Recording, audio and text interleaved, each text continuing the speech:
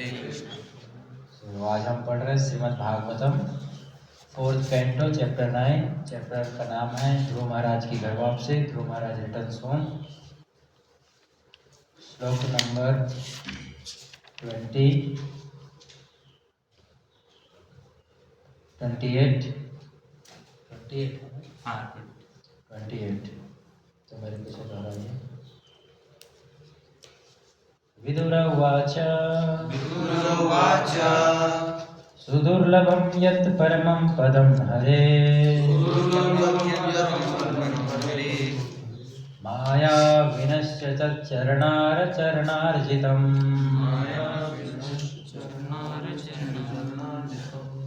सुदुर्लभं यत् परमं पदं हरे माया विनश्य चरणारचरणार्जितम्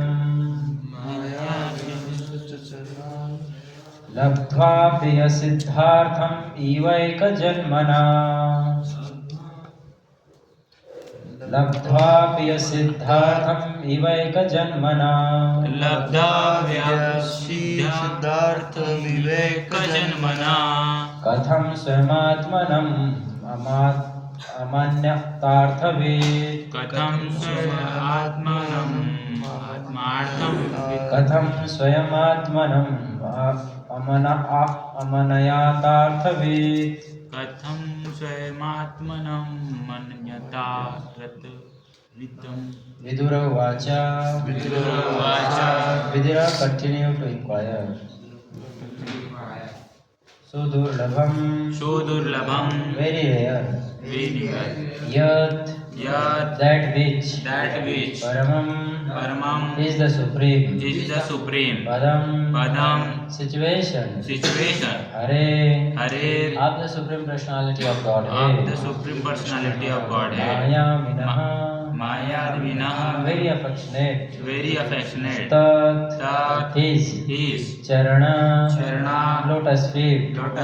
Archana, worshipping.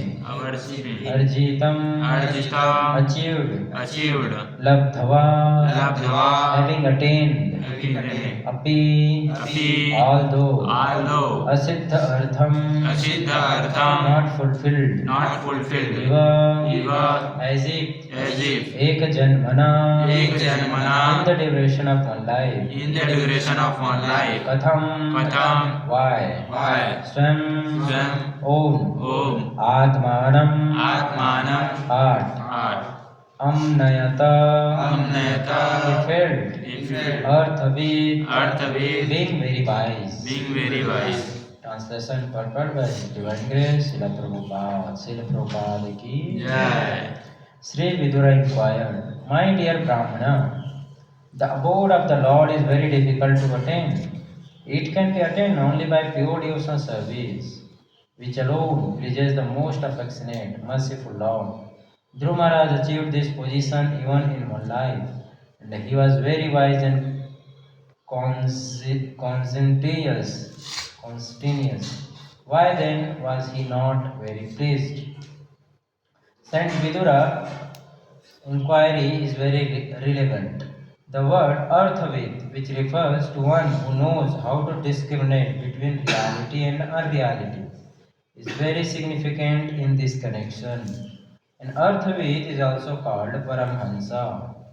A Paramhansa accepts only the active principle of everything, just as a swan accepts only the milk from the mixture of water and the milk. A Paramhansa accepts only the Supreme Personality of Godhead as his life and soul, neglecting all external material things. Dhruva Maharaj was in this category, and due to his determination he achieved the result he desired. But still, when he returned home, he was not very pleased. Om Ajnanatimirandhasya Jnananjana-salakaya Chakshurunmilitam Yena Tasmai Shri Gurave Namah. Shri Chaitanya Manobhishtam Sthapitam Yena Bhutale Swayam Rupa Kadamayam Dadati Swapadantikam.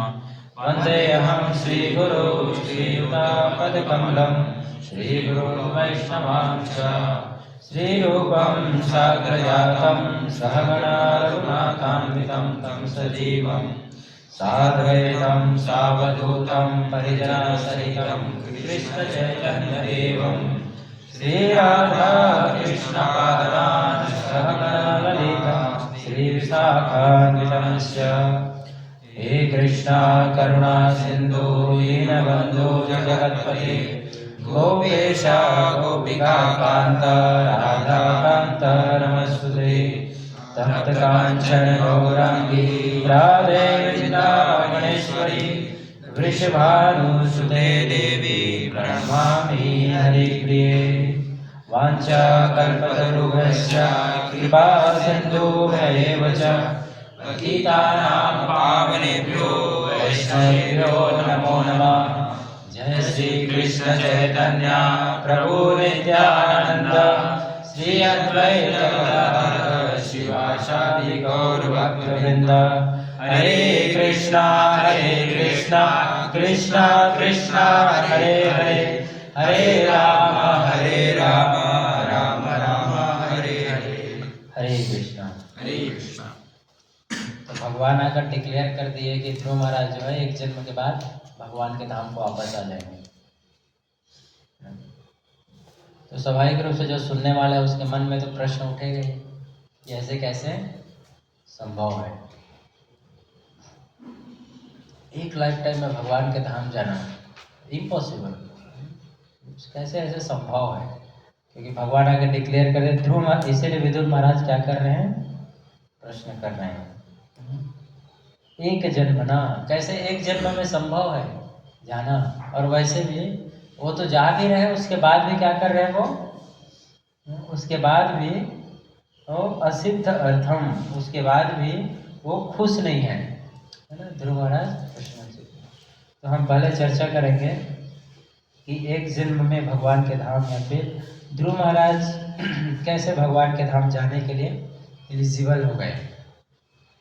भगवान के धाम जाने के लिए भगवद गीता में भगवान बताते हैं मम माया दुरतया, है ना? मम माया दुरतया। दुरतया का अर्थ क्या होता है? बहुत दुष्कर है, बहुत ज़्यादा कठिन है। क्या कठिन है? पार कर पाना, इस संसार को, भौतिक संसार को पार कर पाना। दुरतया यानी कि मतलब कि डिफिकल्ट ही नहीं है क्या, ये बहुत ज़्यादा डिफिकल्ट है, almost equal to impossible, equal to impossible. मम माया दुरतया, मेरी माया को पार कर पाना बड़ा ही दुर्लभ कार्य है। और हमने देखा है कितने बड़े बड़े लोग इस संसार को पार जितना चाहते हैं, संसार को, लेकिन नहीं जीत पाए, है ना? कितने लोग हैं जो इस आकर इस विश्व को जीतना चाहे लेकिन कोई नहीं पार कर पाया। कितने बड़े बड़े राजा हुए इन्होंने पूरे सृष्टि को जीता, लेकिन उसके बाद भी लास्ट में सब कुछ उनको छोड़ना पड़ा। इसी को बोला गया दुरतया, मतलब कितना कठिन है संसार इस यहाँ इस। और हम एक है पूरे विश्व को जीतना, है ना, बाह्य चीज़ों को जीतना, उसके बाद आंतरिक मन को जीतना, ये दूसरा है ना? हम बाहर किसी अपने शत्रु को हरा करके उसके राज्य पे आक्रमण करके उसका राज्य जीत सकते हैं, लेकिन जो भीतर बैठा हुआ शत्रु है इसे जीतना उससे भी कठिन है। इसीलिए जब और राजा सिकंदर पूरे सृष्टि को जीत लिया, उसके बाद जब भारत में आया तो स्वाभाविक रूप से भारत में ऋषि साधु संत रहते ही हैं और उनकी कृपा से उसे थोड़ा सा ज्ञान हुआ। पूरे सृष्टि को उसने जीत लिया, लेकिन एक मच्छर से हार गया। कहते हैं कि सिकंदर की मृत्यु मच्छर के काटने से हुआ, बीमार। तो ये जिसने पूरे विश्व को जीता हुआ एक मच्छर से हार गया। तो सिकंदर जो है बोलते हैं मरने से पहले कि मैं जब मरूंगा तो क्या करना, मेरे हाथ खुले रखना, कब्र के बाहर रखना। मैं जाऊं तो मेरी अर्थी उठाने वाले मेरे परिवार वाले नहीं होने चाहिए। कौन होने चाहिए?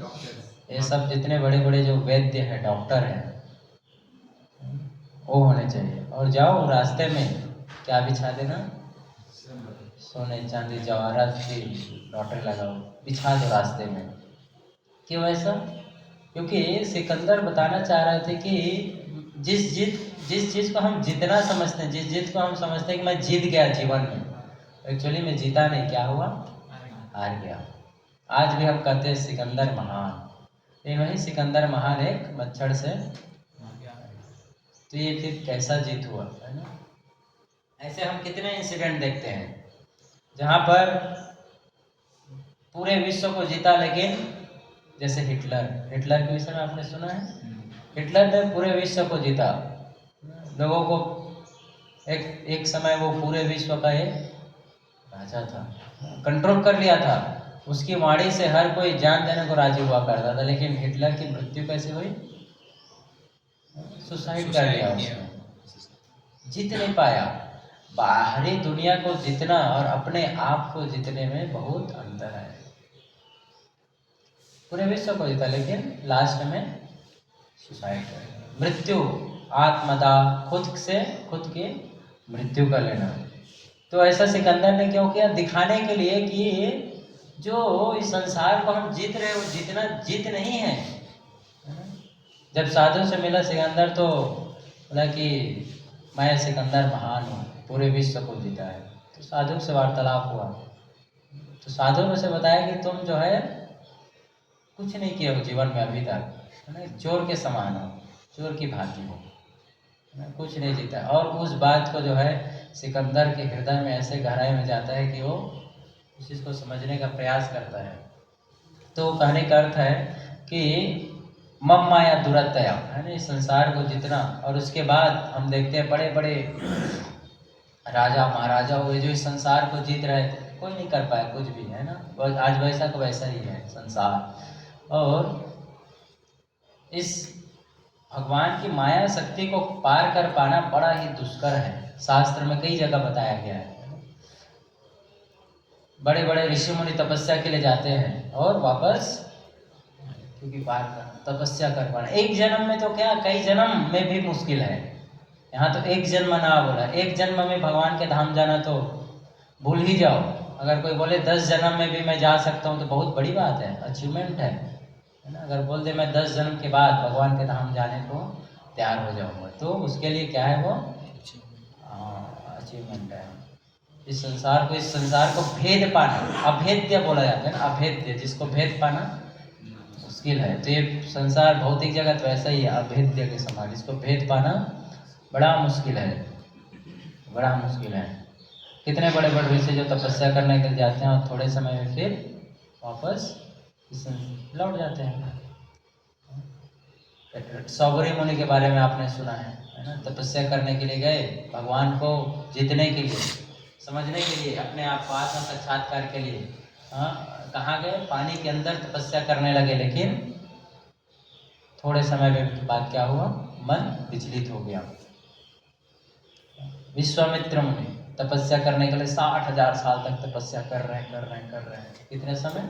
60,000 साल तपस्या। उसके बाद भी मन, तो मन को जीतना ही सबसे बड़ा जीत है। और जिसने मन को जीत लिया वही संसार को जीत लिया। कहने का अर्थ ये है, जिसने मन को जीता है उसी ने संसार को जीता है। बंधुर आत्मा,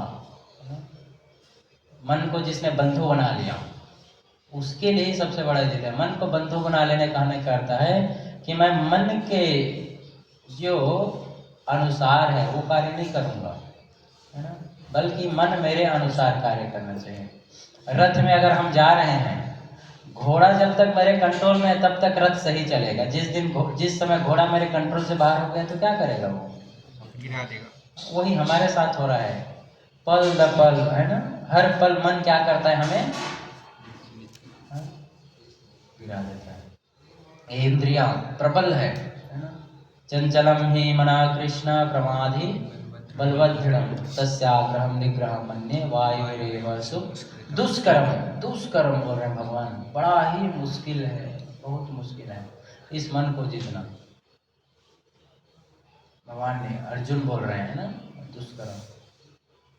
तो मन को जीतने के लिए यहाँ पर जो ध्रुव महाराज ने जिस स्टेप का फॉलो किया, जिस तरह से ध्रुव महाराज ने अपने मन पे विजय प्राप्त किया और भगवान को प्राप्त किए, अपने मन को भगवान के मन से एक कर दिया, यही एकमात्र उपाय है ना। हमें अपने आप को भगवान के भक्ति में लगा देना ही एक उपाय है, जिससे हम इस संसार के सरमाउंटेबल जो इतना दूरत्व है उसको पार करने का। तो ध्रुव महाराज ने क्या किया? ध्रुव महाराज ने अपने गुरु के आदेशानुसार प्रयास किया, छोटे बालक ने। और छोटे बालक ने जब अपने गुरु के आदेश अनुसार प्रयास किया तो उसमें भी उसे भगवान मिल गए। और यहाँ पर प्रभुपाद जी बताते हैं क्या, वो क्या, अर्थविद। अर्थविद ध्रुव महाराज क्यों भगवान को एक जन्म में प्राप्त कर रहे हैं? क्योंकि वो कौन है? अर्थविद है। अर्थविद का अर्थ होता है, क्या होता है? जो रियलिटी में और अनरियलिटी में फर्क कर सके, जो टेम्पररी में और परमानेंट में डिफ्रेंशिएट कर सके, जो मैटर और स्पिरिट में अलग कर सके, जो ये जानता हो कि ये जड़ है और ये चेतन है, इसमें अंतर जानता हो, उसको अर्थविद बोलते हैं। जहाँ पर हर जिस वस्तु का जो है वो उसको देख पाना। प्रभुपाद जी ने अपने भगवद गीता का नाम क्या दिया? Bhagavad Gita as it is, यथारूप। जो यथारूप चीजों को देख सके उसी को अर्थविद बोला गया है। यथारूप, यथारूप। इस संसार में हम चीजों को एज इट इज नहीं देख पाते हैं।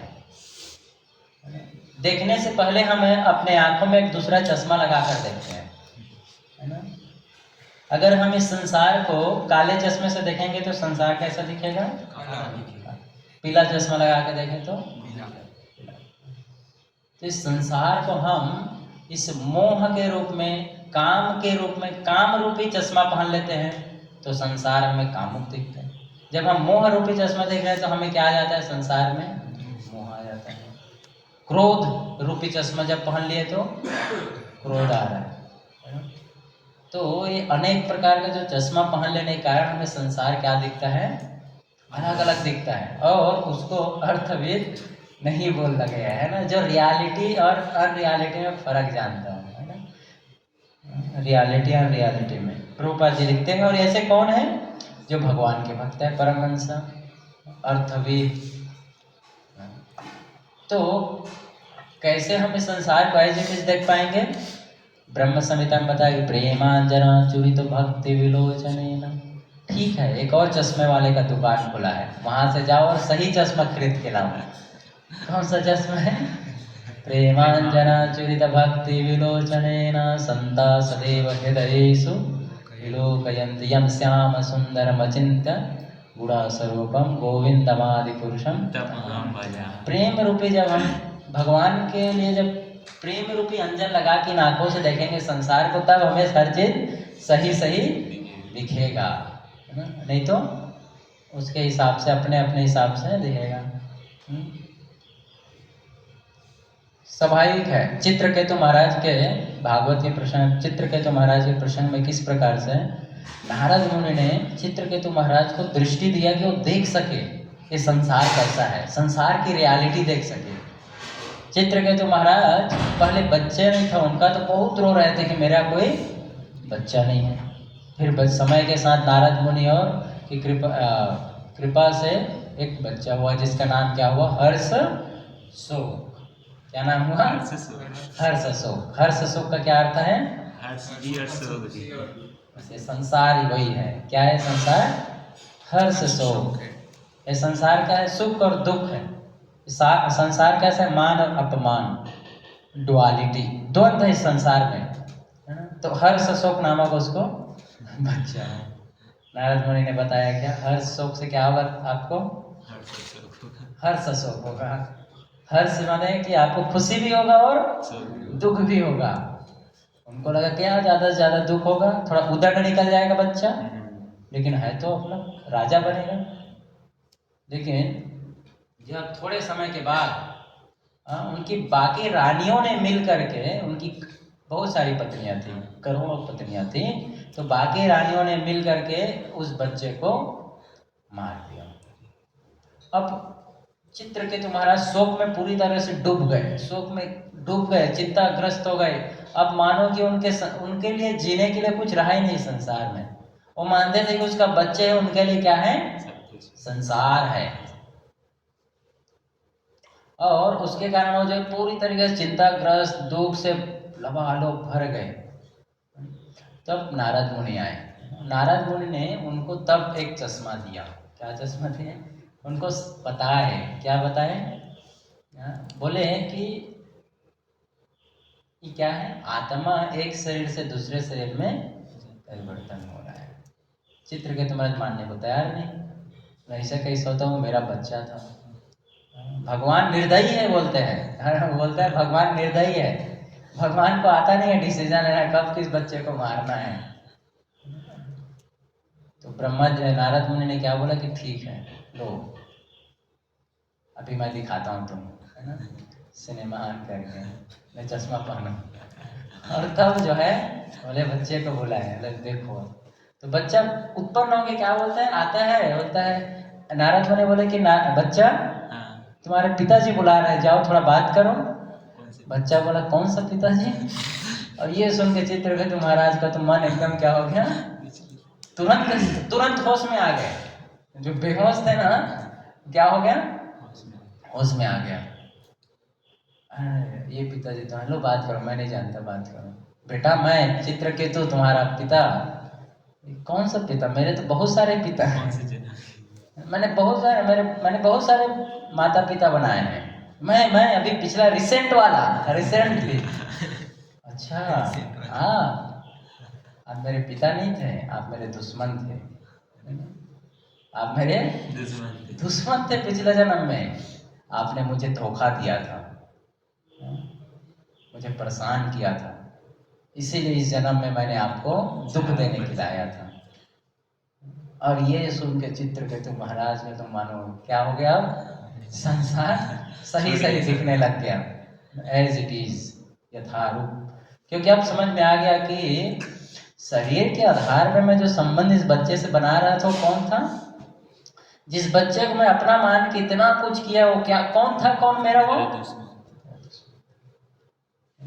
इसीलिए संसार में जब हम मोह का ये अलग अलग ये पर्दा लगा लेते हैं सामने में, तो हम उसको एज इट इज नहीं देख पाते। इसीलिए अर्थविद यानी कि जो रियलिटी में और अनरियलिटी में, जो माया में और कृष्ण में भेद कर सके, है ना। माया में ये जानता हो कि ये जो चीज है ये मेरे को इस संसार में फंसाने वाला है, और ये चीज मुझे इस संसार से निकालने वाला है। समझ रहे हैं? ये संसार में से मुझे क्या निकालेगा और क्या फंसाएगा, इस चीज को जो जानता है उसे बोलते हैं बुद्धिमान व्यक्ति, है ना। बोलते हैं कि ध्रुव महाराज कौन थे? ही वॉज वेरी वाइज, है ना, वाइज। और एक और शब्द लिखा है कॉन्सिटिनियस, यानी कि जो अंतर कर सकता है, डिटर्मिनेशन है ना, सही गलत में। तो ये हमें समझने का प्रयास करना चाहिए। और उदाहरण क्या दिया कि हंस का, है ना। हंस क्या करता है? हंस जो है अर्थविद है, हंस परमहंसा। हंस जो है बाकी चिड़िया की तरह नहीं है, कौवे के समान नहीं है हंस कि गटर में जाके कुछ भी मिला तो खा लेता है। अरे हंस तो इतना महान है कि अगर दूध में पानी मिला है तो उस दूध पानी से दूध को बस पी लेता है, पानी को छोड़ देता है। तभी इतना महान हंस, है ना, इतना गोया क्वालिटी हंस में। बाकी चिड़िया क्या करेंगे? कौवे को दो पानी पीने के लिए, पी पाएगा ऐसा? नाली में भी अगर गंदा पानी मिले तो उसको भी बिना फिल्टर के, तो जो फिल्टर लगा के पानी पिए उसको बोलते हैं परमहंस, है ना। हंस जो है फिल्टर उसके आस है, कैसे पानी और दूध को हमारे पास भी नहीं है वैसा फिल्टर का भी तो देरी से गली अलग करके छान के लाते हैं। तो कहने का अर्थ है कि जो इस संसार में रहकर भी संसार में नहीं रहता है ना, कितने बार आता है, इस संसार में रहकर भी संसार में नहीं रहता है, उसको बोलते हैं परमहंस, उसको बोलते हैं भक्त। और वही एक जन्म में भगवान के धाम को जा सकता है। ऐसे कितने भक्त हैं बताइए जिन्होंने इस संसार में रहे लेकिन इस संसार के नहीं हुए। इस संसार में तो रहे लेकिन संसार के वो कभी हो नहीं पाए। बेचारे प्रहलाद महाराज को उसके पिताजी ने कितना प्रयास किया कि मैंने इतना तपस्या कर कितना बड़ा साम्राज्य हासिल किया, किसके लिए? प्रहलाद तेरे लिए। अब प्रहलाद महाराज बोलते हैं कि जो शक्ति आपको आ रहा है ना, वो सारी शक्ति कुछ नहीं है ना, भगवान से ही आ रहा है आपको शक्ति, इतना घमंड करने का जरूरत। तो प्रहलाद महाराज सही दृष्टि से देख पा रहे थे, अर्थविद थे, वो देख पा रहे थे कि क्या है सही और रियलिटी और अनरियलिटी में फर्क कर पा, वो देख पा रहे थे कि जो हमारे शरीर में जो बल है वो बल मेरा नहीं है, वो किसका है? भगवान से आ रहा है ना। इसीलिए आप देखिए हमारे शरीर में जो बल है, अभी जो बल है कि हम कितने दिन तक अपने पास रख सकते हैं? कितने दिन रहेगा? जब तक शरीर है तब तक रहेगा आपके पास बल। यंग एज तक रह सकते हैं। हाँ यंग एज तक। हाँ, जब थोड़ा सा बुढ़ापा आएगा, आप देखिए जब बीमार पड़ जाते हैं हम, पूरा शक्ति क्या हो जाता है? क्षीण हो जाता है। कहाँ गया पूरा शक्ति? कहने का अर्थ है जो शक्ति है वो भगवान हमें देते हैं, है ना, और समय पड़ने पर ले लेते हैं। बल जो है भगवान से ही आता है। अर्जुन इतना महाबली था, है ना, धनुर्धर अर्जुन, विश्व का सबसे महान धनुर्धर। महाभारत युद्ध होने के बाद, जैसे महाभारत का युद्ध जिताया, उसके बाद एक बार भगवान कृष्ण ने बोला कि जाओ द्वारका जाओ, और वहां से अपनी पत्नी अपने नहीं रानियों को लेकर आओ, रानियों को लेकर आओ, रानी लेकर। है ना। तो रास्ते में कुछ ग्वालवाल या फिर क्या बोले जो जंगल में रहने वाले लोग हैं, वो लोग मिलते हैं और थोड़े खेल खेल में अर्जुन के ऊपर बाण चलाने लग जाते हैं। अर्जुन बोलता है मेरे से चला लेते हो, जानते नहीं मैं कौन हूँ? गांडी उठाए और तुरंत लड़ने लगे, कुछ नहीं कर पाए। हाँ, ग्वालवाल मिल के अर्जुन को क्या किए? परास्त कर दिए। अर्जुन सोच में पड़ गया कि इतना मेरे पास शक्ति है, मैंने ग्वाल छोटे बच्चों को नहीं हरा पाया। तो तब उनको समझ में आया क्या कि जो बल है मुझे कहाँ से मिला था? कृष्ण से मिला था। कृष्ण ने वापस बल को छीन लिया। तो कहने का अर्थ यह है कि जो ये देख पाता है ना, जो जानता है, उसी को बुद्धिमान बोला गया है। और कह रहे हैं कि यहाँ पर जो ध्रुव महाराज हैं वो कौन है? वो वैसे ही अर्थविद हैं, वो जानते हैं, है ना, समझते थे कि सही और शाश्वत और अशाश्वत में अंतर। जो मैटर है, जो जड़ है, वो क्या है? वो समाप्त होने वाला है। जड़ का कोई अपना वो नहीं रहेगा परमानेंटली। इसकी उत्पत्ति हुई है, और जिसकी उत्पत्ति होती है उसका निश्चित है कि वो प्रलय, उसका समाप्ति होता ही है। तो जड़ वस्तु हमेशा 6 प्रकार के चेंजेस से गुजरता है, 6 प्रकार के परिवर्तन उसमें आते हैं। जो चेतन है उसमें नहीं आएगा परिवर्तन। जड़ में क्या परिवर्तन आते हैं? जड़ की उत्पत्ति होती है, जैसे शरीर की उत्पत्ति हुई, जड़ की उत्पत्ति होती है। पेड़ छोटा बीज रहता है, उत्पत्ति होता है, धीरे धीरे बढ़ता है, बढ़ने के बाद थोड़े समय तक रहता है ना, अपने आप को मेंटेन करता है, और उसके बाद अपने जैसे नए उत्पन्न करता है। कितने हो गए? 4। और उसके बाद जो है धीरे धीरे वो क्या होने लगता है? छीड़ होने लगता है, डुंडल होने लगता है, और एक दिन 6 प्रकार के परिवर्तन से जो गुजरता है वो जड़ है। और आत्मा ये 6 प्रकार के परिवर्तन से नहीं गुजरता, है ना। आत्मा शाश्वत है।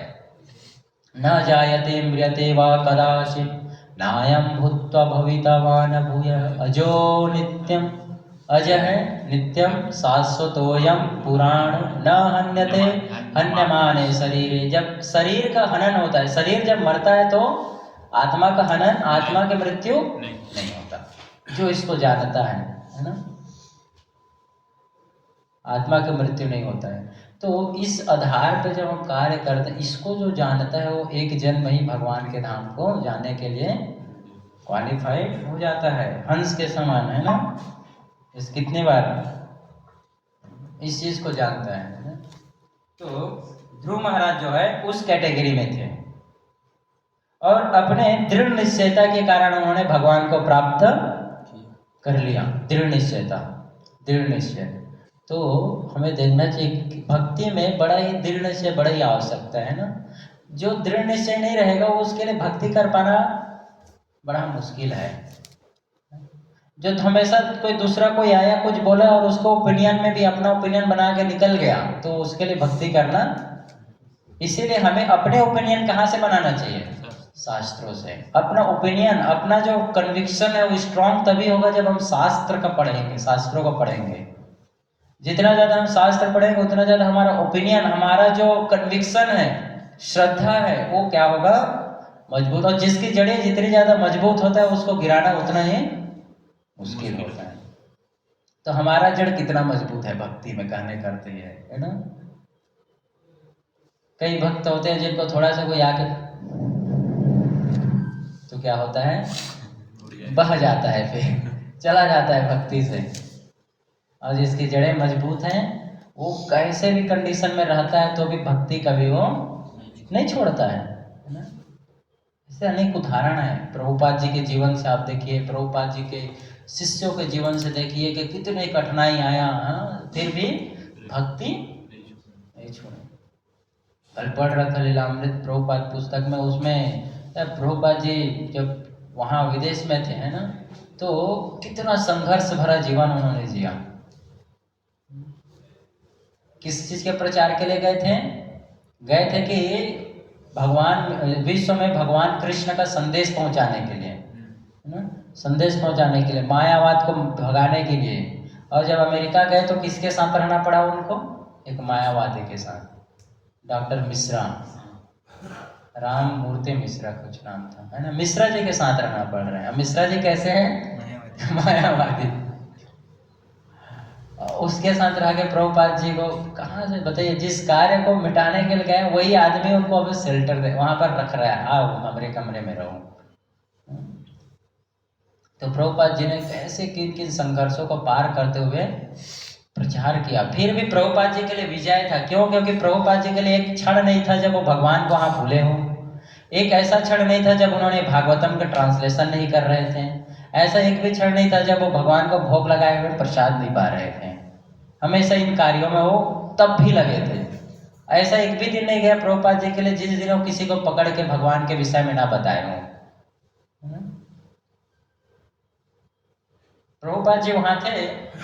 वो तो देखिए हमारा दुर्भाग्य है कि हमारे बीच में कोई शुद्ध भक्त रहा है और हम उसको नहीं पहचान पाए, है ना। वो तो अमेरिका के लिए दुर्भाग्य की बात है कि 1-1.5 साल तक उन्हें पता ही नहीं चला कि उनके बीच में कौन है शुद्ध भक्त है।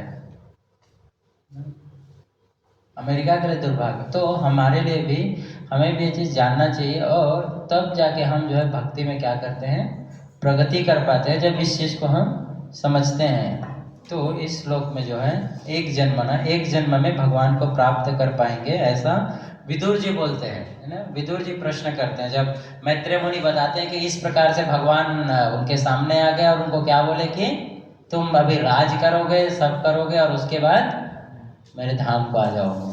तो विदुर जी के मन में प्रश्न आता है, ये स्वाभाविक आएगा कि कैसे ऐसे एक जन्म में, है ना, जाएंगे।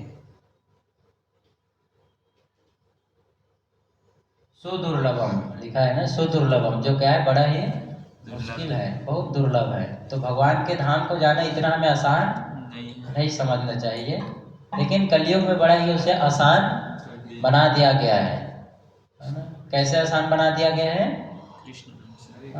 भगवान के नाम मात्र जब से कृते ध्यायतो विष्णु त्रेतायाम निजते मुखे द्वापरे परिचर्यानाम कलौ हरि तद कीर्तनम। जो सतयुग में हम तपस्या करके जो प्राप्त करते थे, तपस्या, बड़ी बड़ी तपस्या, त्रेता युग में जिसे हम यज्ञ करके प्राप्त करते थे, द्वापर में परिचर्यायाम विग्रहों की सेवा, और उसे कलयुग में से सुबह उठकर ध्यान पूर्वक जप करने से, जो बहुत बड़ी तपस्या है हमारे लिए।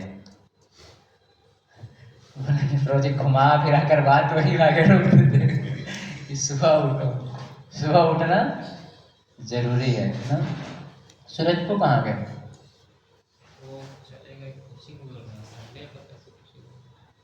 ये प्रश्न आप मुझसे क्यों, उनसे करना चाहिए ना, है ना। अर्थविद बनना चाहिए इसीलिए, है ना।